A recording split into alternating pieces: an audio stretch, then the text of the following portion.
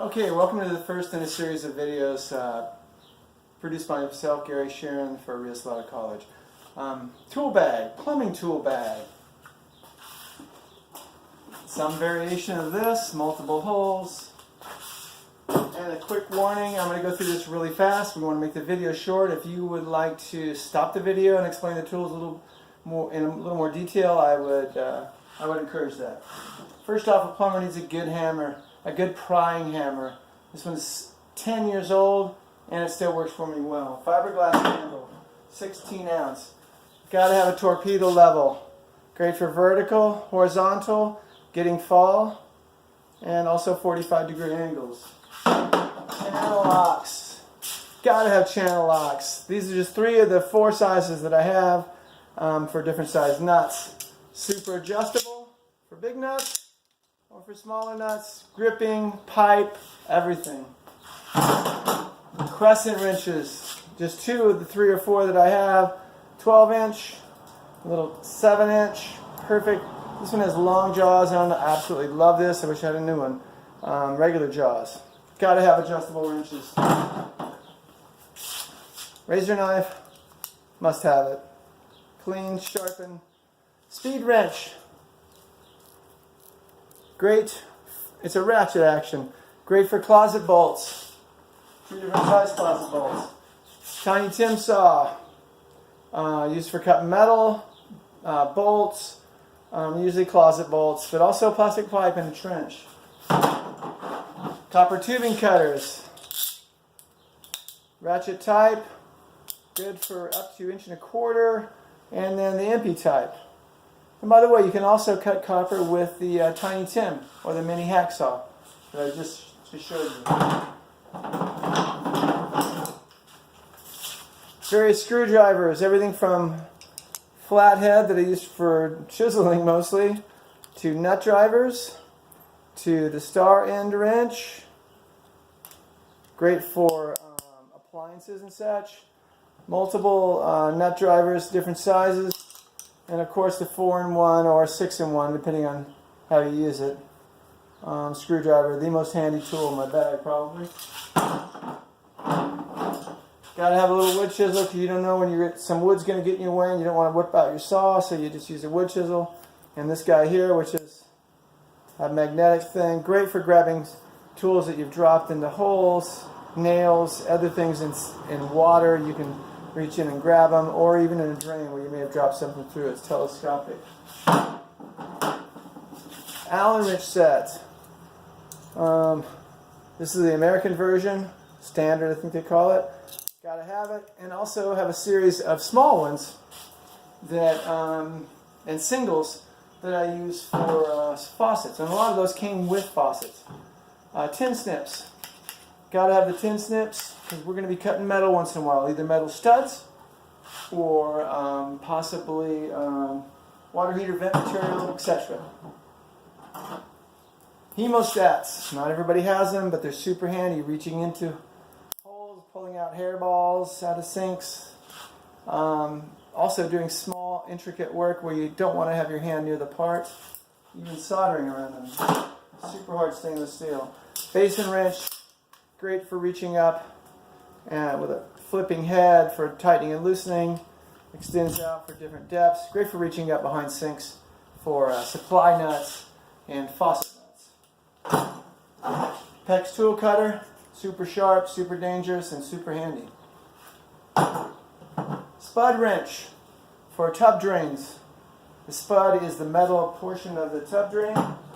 You got to get to that. We're going to replace those once in a while, or put a new one in. We're going to use a spud wrench. And then we have faucet wrenches. These are stem wrenches, actually. Price Pfister was the main manufacturer, but there's thousands and thousands of repairs that need to be made on those, and one common size, and then the others we might run into. Super handy. Pipe wrenches. I have 3 sizes here, and we got a 10-inch, a 12-inch, and a 10-inch, 14-inch, and an 18-inch. And for good measure, since I'm not a big guy and I like leverage, if I'm doing 1 inch or larger, I'm going to put the 2-footer on there. Super handy. all aluminum except for that small one.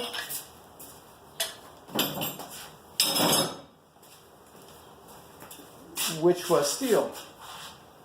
Let's move on to stuff that I have in my bag. Almost always duct tape. It's kind of big, so I don't keep it in there all the time. Gotta have some caulking. And this is the easy cleanup type painter's caulk, great for tubs, toilets, and that kind of thing. If I really need something strong, I'll get the 100% silicone caulking, but generally speaking, that will do the job. Plumber's pipe dope, or better known as pipe thread compound or pipe thread sealant. Always on threaded joints, we're going to use some kind of pipe thread and or Teflon tape. These are two different sizes of Teflon tape. Just wrap it on the threads. Works great for sealing, especially threads that are messed up. But it's a great insurance policy on threads. Then we have putty. And that's really dried up putty. Probably trying to get a new one. It does dry up over time, but it takes a long, long time. And then also, gotta have some silicone grease. We use that on any faucets that have a frictiony area, rubber washers, that kind of thing. We just put enough to cover it, and it will help it last longer, and also make the faucet work smoother. Very handy. It's actually, generally speaking, for potable water and for any place where you need a lubricant in a plumbing system where you don't want to use oil. I got a couple of different size tape measures. Usually I keep that 12-footer in my bag, and that guy's really small, handy to carry around in my pocket if I'm sizing the job up. Gotta have a good pair of gloves, at least 2 pair, really strong leather ones or mechanics gloves, and then a pair of these throwaways. They might only last me 3 or 4 days of hard working, but they protect my hands and they keep my hands clean. All pretty important when it comes to plumbing. Got to have good writing implements, pencil and a Sharpie. You might choose something else, but good handy stuff. And then we have a 4-way faucet wrench. So this is great for the tamper-proof hose bibs. And where they don't want to leave a handle on them, they'll have this where you slide it down inside of the faucet itself and shut the valve off. That way you can pull it off, and people who want to steal your water, and believe me, there's some of them out there, or take a shower out in the alley behind your place, they can't open it up without one of these. Tamper-proof faucet, essentially. And you got to have some wedgies, and this one is for a toilet that might not be sitting flush. Come in bags of 50.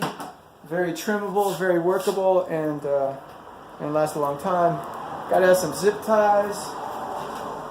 I have 2 different pullers here. That one is for a compression ring or a supply valve ferrule. And it removes those without damaging the pipe. And then this one is for Moen faucet cartridges that you'll find on Moen faucets, but for the most part on Moen showers. Very common problem and a very easy solution. A lot of manufacturers nowadays give you specialty wrenches just for their faucet. I try to hang on to one once in a while because these come in really handy. A lot of kitchen faucets that are really deep will have specialty faucet wrenches like this. I probably have 3 or 4 more in my bag.